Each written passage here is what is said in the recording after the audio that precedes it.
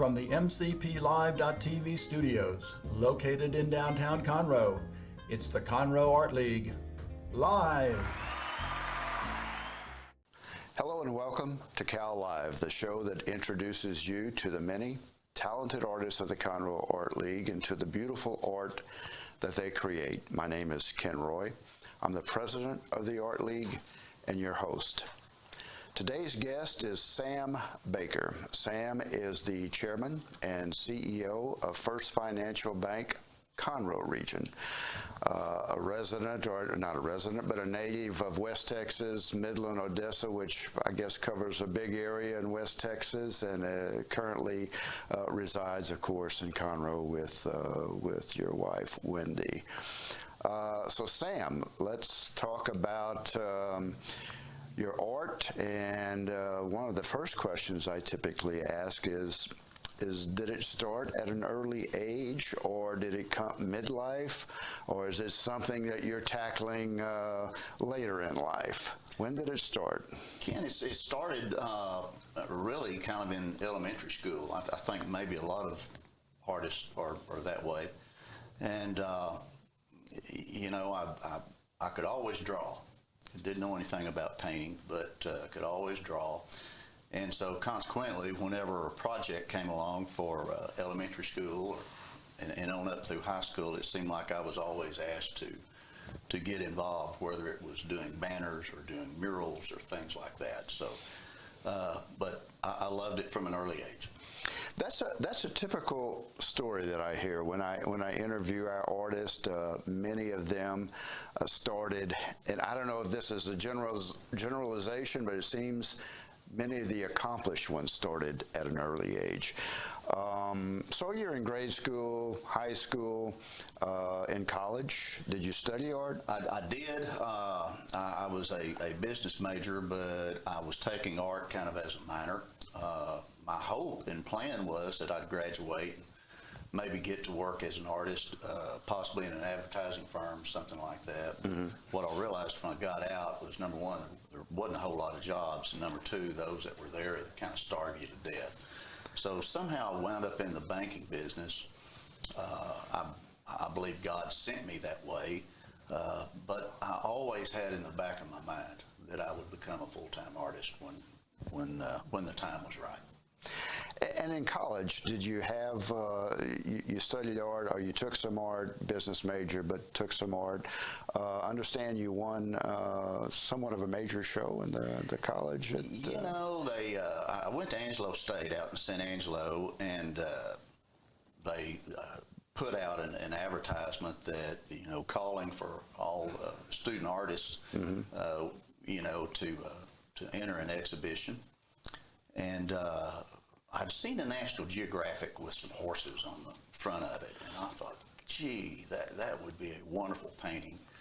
And so, you know, I did. I sat down and actually painted it probably in 2 days, entered it, and the next thing I know, I won first place. And so I realized at that point that, well, maybe there is a future in this business. Yes. But it wasn't to be, because you graduated from college, got a job in banking, and maybe it was at that point, or maybe it was later, that you had to sit and think about, so what am I going to devote my work life to? And it was banking. Yeah, you know, like I said, I think I was called that direction, and my job's been a blessing because I've been able to help a great mm-hmm. number of people over my career, and I'm pretty sure that somewhere through there, that's what the Lord meant for me to do. But I also feel now that He's calling me to, you know, Sam, you need to wind that down and start spending time at what you love, which is painting. And I think there's a saying, I'm not sure how the quote exactly is, but the Lord doesn't give you more than you can handle. So you can handle banking, you can handle painting, and you become quite accomplished in the painting. But I think when we first talked, like many artists, of course you need some input, some guidance, some mentorship along the way. You studied with some good, maybe exceptional landscape artist, I guess, is a better Yes, sir. in Texas. Well, I was very blessed. When I about 10 years ago, when I started to take art seriously again, I was struggling. You know, I was painting and it was good, but I was not getting the results I wanted. And I told my father, who was alive at that time, I said, you know, I'm going to go invest in some really good lessons. And I loved painting bluebonnets. I love the Texas hill country. Kay Walton, who's probably one of the most wonderful bluebonnet painters I've ever seen. She lives in Abilene, Texas, and we sold the bank back in 2014 to a First Financial Bank, and their home office is in Abilene. Mm-hmm. And I knew I'd be spending some time out there, so I got a hold of Kay, and I said, do you teach? And if you do, can I spend some time with you? And she actually set me up. I took a week's vacation and spent a full week with her in her studio, and that opened my eyes to a lot of things. And I felt like that had of course, it took practice, but it had a big impact on my ability to paint. And you were looking for her not to change your style or go in a different direction. You wanted to complement or enhance. Maybe you hadn't developed a style at that point. Maybe you have, but were you looking to enhance the style or find a style or help you? I needed to understand mediums. Mm-hmm. I needed to understand value and those kind of things. You know, I knew perspective. I understood how to paint a hillside, but my values were way too deep. Mm-hmm. And Kay was the one that taught me. She didn't use gesso on a canvas. She said, you know, Sam, these canvases are already treated, they're refined, and you can start painting on them. You don't need to gesso it. But then I watched her underpaint the entire canvas with acrylic. And, you know, acrylic is not far away from gesso. They're both water-based, and they smooth out a canvas. And she told me, she said, you know, this gives you a really good background to oil paint on, because oil really applies well to acrylic. But it's not vice versa. You can't put acrylic on oil. And so I started using that technique, and I still use it now. And it gives me the ability to soften a painting. Mm-hmm. It helps me create depth. And I learned a great deal just about color value from her and how to do that. I don't paint a lot of bluebonnet paintings. I still do a few because there is demand. And anybody that tells you, oh, bluebonnets are old hat, nobody mm-hmm. wants them, well, that's not right. You paint bluebonnets well enough. We are still in Texas, yeah. Yeah. And but that was my first mentor that really got me started seriously into doing things a little better. And value was one of the first things that you felt you had to begin to look at, and she was saying, Sam, here's where we need to go first with value, and color came next, or was it one at the same time? Well, what I did learn, and later on I'll talk about Larry Dyke in a little while, but what I did learn is that there's a great deal of grays in landscaping. People, serious painters that paint landscapes have to learn how to paint what they call in the grays. And Kay kind of taught me that everything is not just color, but when you have grays, like for a good example, you know, everybody thinks in terms that tree trunks are brown, but they're not, they're gray. Mm-hmm. Rocks tend to be gray. There tends to be a lot of gray in grasses, weeds, and that kind of thing. So as you lay out a landscape, you've got a lot of grays, but when you add color in that painting, that color really stands out because the grays are around it. And I'm not an accomplished painter, but I have learned enough because I used to read about grays, and I would literally look for a gray color, but that's not always what gray is meant when painters talk about gray, because I'd say, well, where's the gray? Where's that actual gray color that we think about? And then begin to learn, well, it's something other than the actual color of the flower. You got to subdue everything. And Well, you can take a green, for example, and complement it with a red, and it's going to gray the color down. You still have a green, but it's grayer. yes, yes. So learning with Kay and getting more of a background in value, and then you mentioned Larry Dyke. And who is Larry Dyke? And Well, for people that don't know who Larry Dyke is, he's what I would consider a modern day master, and he's a landscape painter, and has, I don't know, been on the scene for 30 years probably as a popular national painter. He lives in Texas, and I was actually my work had gotten into a gallery in Tomball, Texas, and they also carried some Larry Dyke over there, and the lady, Sally Fisher, who knew Larry, Larry was over there and saw some of my work and asked about it, and she called me and said, Mr. Dyke would like to meet you.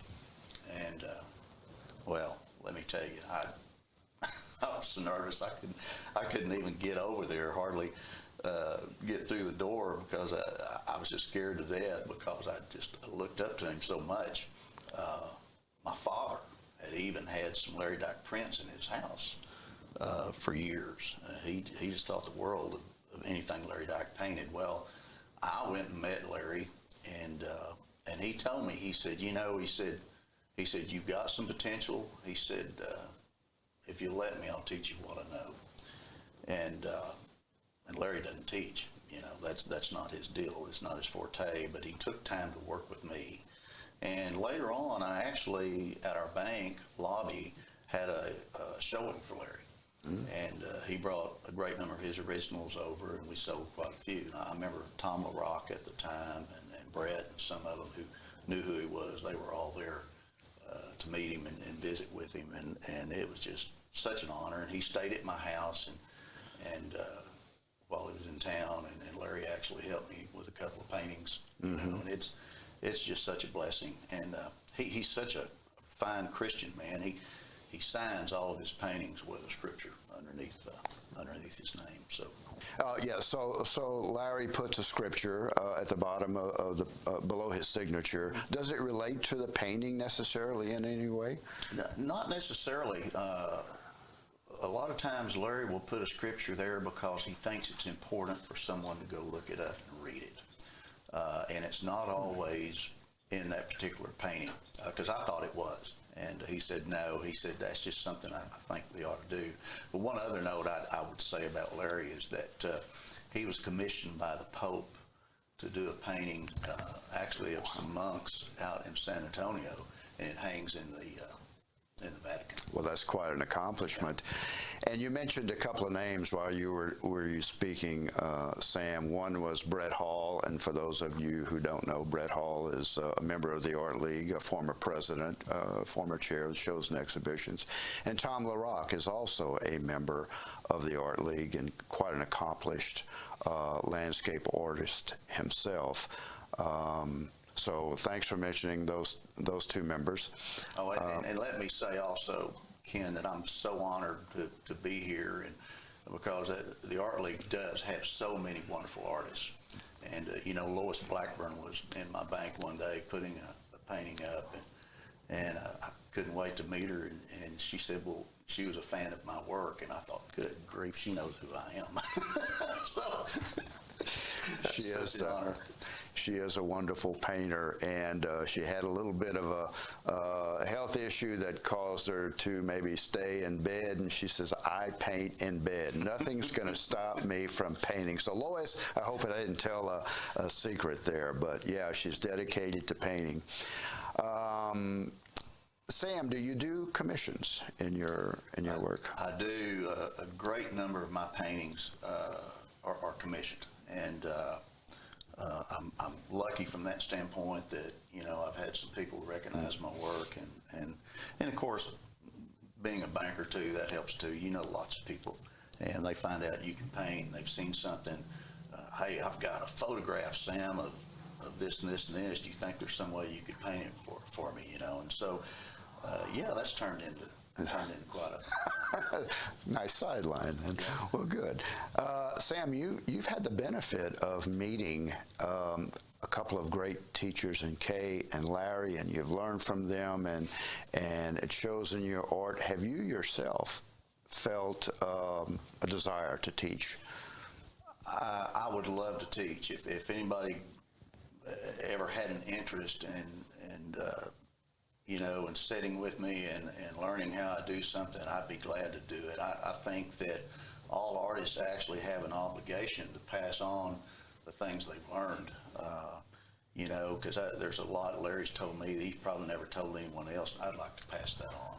Oh, very nice. And maybe if and when you retire and you start to paint and do more, we'll get you at the Conroe Art League and maybe get you teaching there at the Art League. Love to. And you've been involved in the Art League, of course, as a member, but beyond that, you've also judged at least twice, maybe 3 times, a special show that, or a special award that we present during our student show, which is an annual show for graduating seniors in Montgomery County. And this year, Sam was the judge for the Adrian Gerlach Memorial Art Scholarship and picked that winner. We just had her on the show as well, Jacqueline Degollato. Sam judged one of her pieces to be worthy of the Adrian Gerlach Award. And you've also donated as First Financial to the scholarship, so I appreciate that, and I know her mother, Susan Boswell, appreciates that. First Financial, by the way, is also now a sponsor of Cal Live, the very show that we're doing. So thank you for that, Sam, to help us with that. And you're welcome. I think that a good community bank should sponsor the arts, and not just this kind of art, but the theaters and those kind of things. That's part of our obligation, I think, to support the community. And I mentioned, of course, you're judging the Adrian Gerlach, but have you judged beyond some other? No, I really haven't. No, I've been asked to critique some pieces from people, and put my 2 cents in, but no, I have not. Do you find that difficult to judge, by the way? Yes, especially when there's several pieces that compete very closely. And when you have to discriminate between 2 very good pieces, you have to fall back on what to determine. So how am I going to finally decide? Well, a painting needs to tell a story. Yes. And sometimes the viewer may be interpreting the story, but there's got to be a story in there. And so when I look at a painting, I try to see, did the artist convey the story to me? And when that's been done, then that's where I'll zero in on. Very nice. Yeah, very important. Well, very good. Could we begin to look at your art and begin to comment on it? So if we could see the first piece, I'll make a comment, my impression, and then Sam, I'll turn it over to you and you begin to talk about that. And when I say what impressed me, you will likely say, yeah, that's the point, that's the composition. But starting off with that blue, the blue bonnets, I'm guessing my contacts sometimes don't help me here. But you got the blue, then picking up on the river and continuing in a different blue as it gets to the trees and to the right and none of the trees, and then all up into the sky. So that's, when I looked at that, yep, that's a Texas river, that's a Texas road, maybe not. I know you spent some time in Colorado, but that's what I saw if talking about stories, walking down that road. The title of that piece, and the medium is oil, but the title. Creekside Blues, very nice. Because it is a blue bonnet. I actually started that painting in 2017, and I got a little tired of it and shelved it for a while. And I had an individual over at the house that was looking at some stuff, and they pulled that out and said, well, what about this? Tell me about this. And I said, well, I haven't finished it. You know, and I said, one of these days I'll go back and finish it maybe. Well, I saw, you know, kind of how much they seemed to like it, and I thought, well, you know what? I think I'm going to go in and kind of redo some of this and change some of the values and so forth and so on. And it's a pretty big painting. It's a 40 by 30.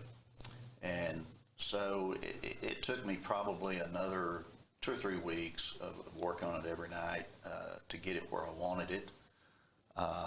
And I really liked it after Yes. I went back and did it, put it out on the internet, and a bank in Austin bought it, and it hangs in an Austin bank. Is that right? Yeah. That's a terrific story. Yeah. And you may have said it, Sam, but tell me again. Did you go on site to find that scene, or did you have a photograph, or both? You know, a lot of this particular painting kind of came out of my head.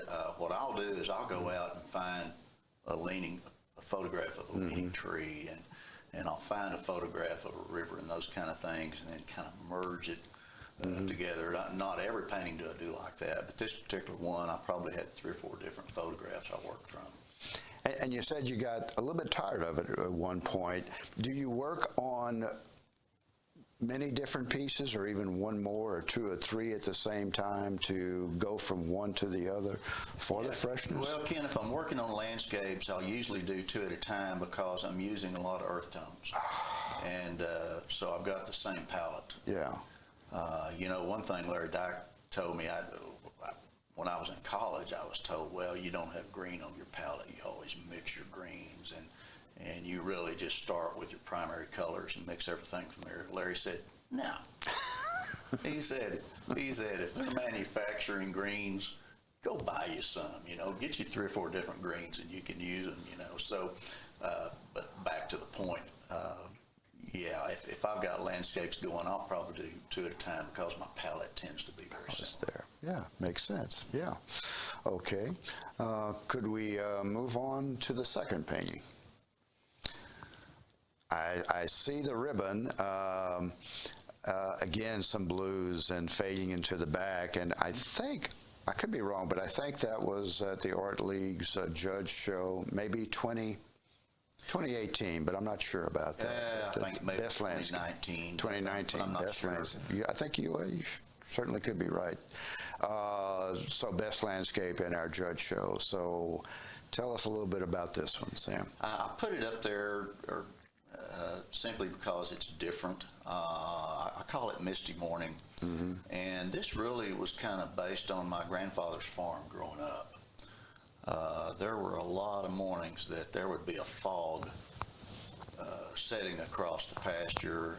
You'd see the trees in the distance, but they were, you know, kind of misty looking. And then I remember all the prickly pears, prickly pear cactus, you know, around the edge of the road, and how I had to always be so careful as a kid because I was always doing whatever, you know, picking up rocks and throwing them and stuff, and you didn't want to get stuck with a prickly pear. So that painting was pretty important to me because it had those kind of memories. I can almost see just walking in the dew on that in that painting, and such a dramatic difference with the foreground and then the middle ground. What a change on that. Very well. So if we want to move to the third painting. And again, for the foreground, the flowers just right in front of you, and then leading back into the creek again, and the path along it. Yeah, this is called Getz's Getaway, and this was actually a commission piece. A friend of mine in Breckenridge, Colorado, that's his place, and he actually built. He owned the property on a river. They built a house. The flowers you're looking at are sitting in a planter box, and you're looking over from the porch off the planter box down toward the walkway, and the walkway goes right next to the river, and back in the background there's a bridge back there he actually built. And anyway, I don't do a lot of floral scenes, but I put this one in there because it was something different. It also, this painting is the reason that I wound up buying a place in Colorado, because I fell in love with the scenery during the course of painting this. And I asked Larry, or asked Marty, I said, is there any other places around like this? And he said, well, he said, no. He said, Breckenridge has gotten too expensive. I said, you ought to go look in Pagosa Springs. And so Wendy and I went to Pagosa and found a house. And next thing you know, we own a house in Pagosa Springs. So. And that's a beautiful area of Colorado, right to the west side. I forget if it's Wolf's Pass or Wolf Creek Pass, but that pass through the mountains when you're coming from the east, and Pagosa Springs. I'll be a tourist booster for Pagosa Springs. They've got natural mineral springs there, which are wonderful, and sit and soak in those springs. Yeah, you know, people, it'll be 10 below. Yes. Outside, and they'll be walking around swimming suits. That's right. That's exactly right. Okay, so the fourth, you mentioned horses earlier, and this is another horse.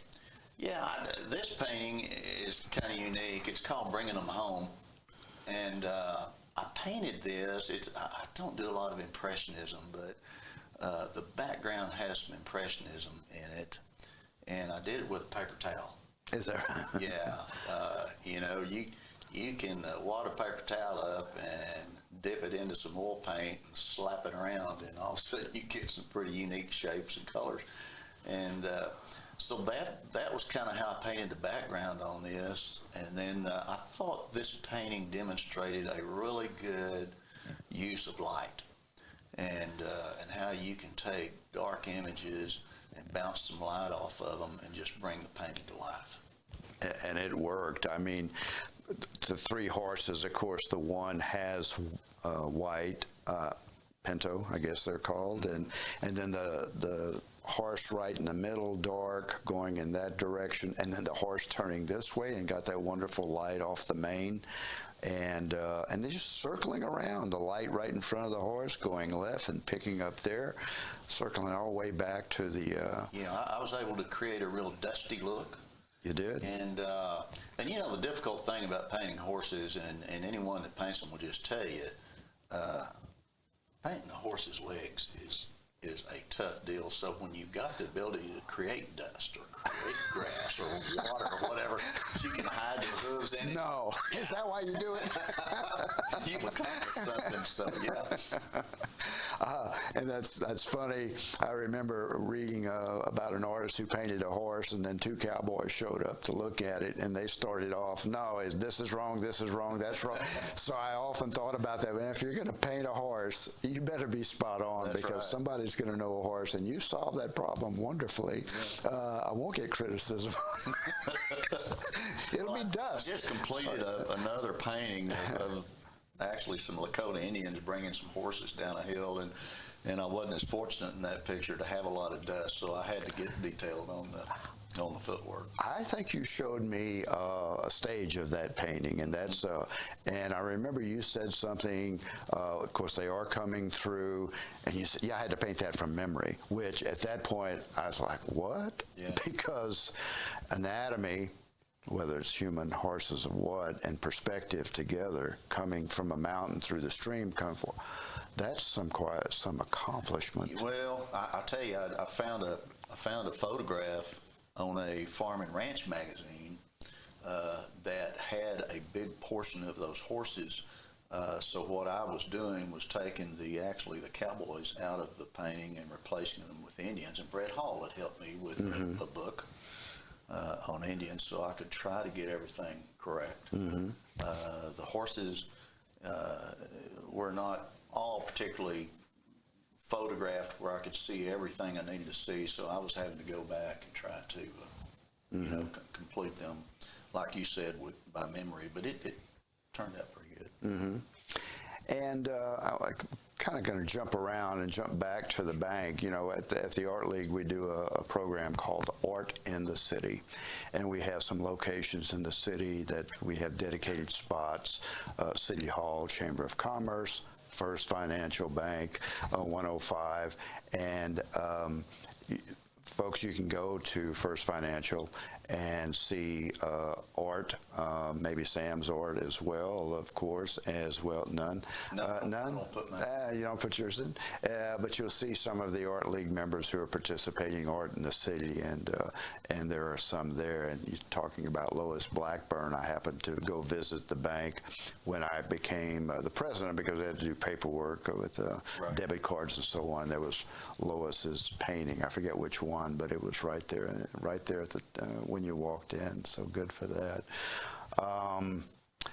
You mentioned the piece with the Indians. Anything else you've got planned, art-wise, piece-wise, that's Well, rolling around that you want to get on the canvas? yeah, I've got a couple of commission requests that I'm getting ready to start. In fact, got one yesterday from an individual that's got a place at Possum Kingdom Lake. And he asked me about, is there some way you could paint, if I get you a photograph, he said, of the fireworks at night on 4th of July with the colors bouncing off the cliffs. Yes. And reflecting in the water and in the sky. And I thought, well, that'd be a challenge, but I said, I'll give it a shot. So you're up for it. That's one I'm kind of getting ready to do. And then another one I've just finished up is a photograph that was taken during the freeze in February. And it's going to be a surprise gift.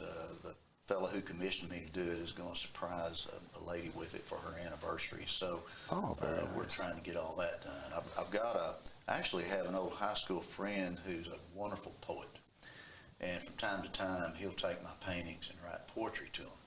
He actually did one for Creekside Blues. I wish I'd have brought it with me because it's just beautiful. But anyway, he's done a poem to go with this particular painting that we're presenting to her. And so it should be real exciting. That's a nice touch. And yes, I wish you would have brought it, but you know what? Maybe it gives us a reason to have you back at some time and bring, look at some more work and talk about, read the poem. But it strikes me, Larry Dyke puts a scripture, someone else is putting poetry to your work.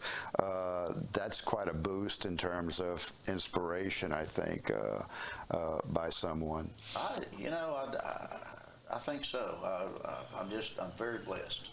I'm very blessed in that respect. And I don't take it for granted. I don't think any artist should take their talent for granted, but I do think they should be obligated to put their talent out there. Mm-hmm.